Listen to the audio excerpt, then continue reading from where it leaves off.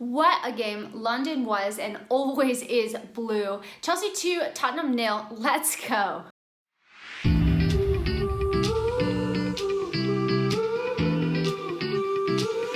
Hey guys, what's up? Welcome back to another match review. This is Chelsea 2, Spurs 0, and I've gone back to recording videos. I was getting way more views with the lives, but at the end of the day, I feel like I produced better quality content with the recorded videos, so that's what I wanted to stick with. So what are you going to see in this video? We're going to first take a look at the Chelsea lineup, go through the first half and second half, and then we're going to go through 5 key takeaways that I got from this game. First up, the lineup.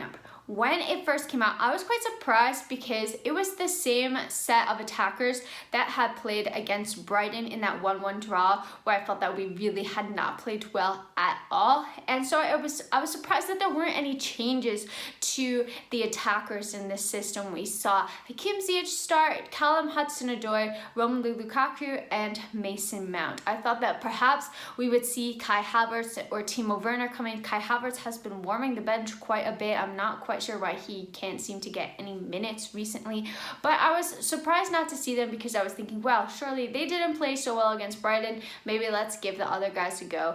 But I can understand why Thomas Tuchel went with this attack, because maybe he wants some consistency in the attack, because that's been something that I've also said on this channel, is that maybe if you're always chopping and changing the front three, you don't get any consistency, you don't get to gain any chemistry with those players. So maybe he's just trying to give them a bit of a run. As always, the formation, had no idea up until kickoff. It ended up being a back four with Malang Sarr coming in for Marcos Alonso. I was personally happy with this change. I thought that Sarr had a good game and Alonso has been struggling recently, so it's good that he got dropped to the bench in this match. And other than that, there were really no surprises with the starting 11. Taking a look at that first half, I thought that we dominated a lot of the ball. I thought that we were actually creating a lot. I thought that Lukaku didn't have the best of shots. It didn't look like he had his shooting boots on. There was one pass in particular that Hakim Ziyech really cut the ball across and it came to him and he completely missed it, and then Callum, instead of choosing to shoot or to pass the ball back to Lukaku, he ended up going backwards. And those are the kinds of things that were a bit frustrating in this half, because I felt like we weren't attacking. We were attacking, but then I felt like we had more bark than bite, if that makes sense. And I just felt like a lot of the times our attackers were choosing maybe an easier pass backwards than choosing to actually make maybe a little bit of a riskier pass, but have it go forwards. And you see Lukaku get frustrated because he's having essentially no service. He did have a couple of chances. He fluffed the chances that he did get. I did want to see at least a shot on target from him with the few chances that he got, because that's what you expect from a £100 million striker.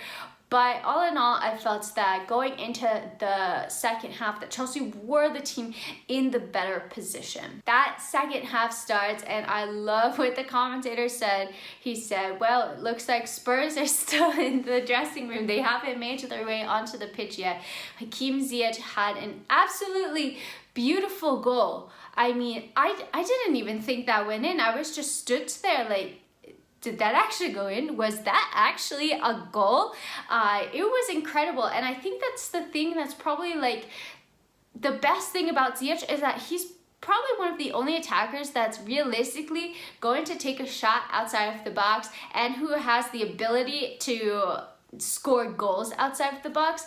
And it's partly frustrating because we see this beautiful goal. I thought he had a brilliant game, and you just want him to have that type of performance week in, week out, which I don't think we've seen consistently enough, but we know that it's there. I think that it's no surprise that he's having his best performances when Chelsea are playing a back four. He's able to operate in that middle of this, in the middle right hand of the pitch a bit. He doesn't really have to worry as much about defending. He's able to cut in on his favorite's left hand foot. He's able to find spaces, and we saw that a lot, that he was picking out these really beautiful passes, and he really deserved an assist, but nobody was getting on the end of them.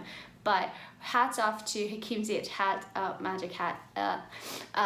Didn't mean for that to happen, but hats off to him. I thought that he had a brilliant game. Then a couple of minutes later, it seems Chelsea get a free kick. Mason Mount is over it, and Thiago Silva did really well to win the ball, get the header, and score the goal. And I just love Thiago Silva. Like, you can tell that he loves Chelsea, he hates Spurs, and 2-0 up to Chelsea. And at this point, I was feeling pretty confident. A couple of random key moments in the game I wanted to talk about. Kane's goal. At first, the flag went up for offside, then it was disallowed because of a shove on Thiago Silva's back. I think the shove was strong enough, at least when Thiago Silva was running, to put him off. I'm not sure if Thiago Silva knew, like, oh, he's gonna score, let me just go down. I really don't think that he operates like that or would think like that.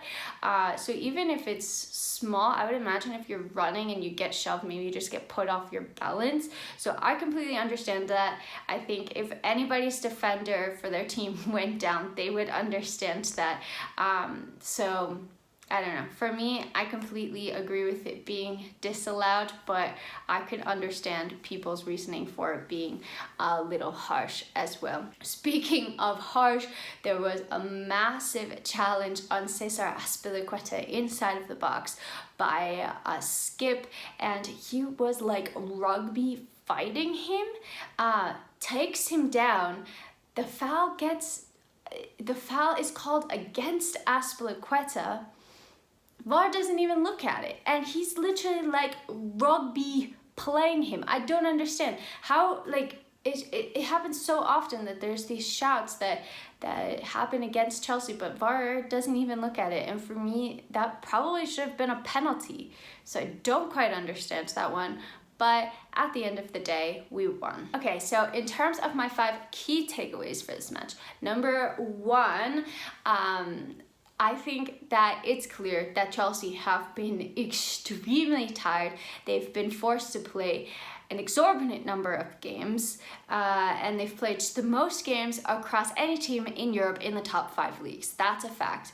And the fact that they have just gotten 2 days off did them a load of good, and I feel like we really saw the benefits of that in this match. The players looked fresh, they were running more, they were attacking, and I can't stress this enough, like, this is part of the reason why we have been seeing poor results.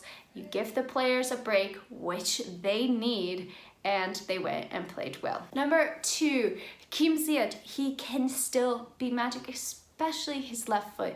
I think if we continue to play in this back 4 formation, if he can play a couple of games, keep that consistency, he has the potential to be really special and hopefully be the player that we all thought that he would be when we signed him. Number 3, the back 4 formation, I think, really is the way forward. While Reece James and Ben Chilwell are out injured, I think that it plays to the strengths, at least, of the players that we have available. I think with the wing-back formation, it just requires so much running from the likes of Azpilicueta and Alonso typically, and we just don't attack as well. So I would much rather have that extra attacker on the pitch. You also are playing Hakim Ziyech in a position that he's more comfortable and familiar with.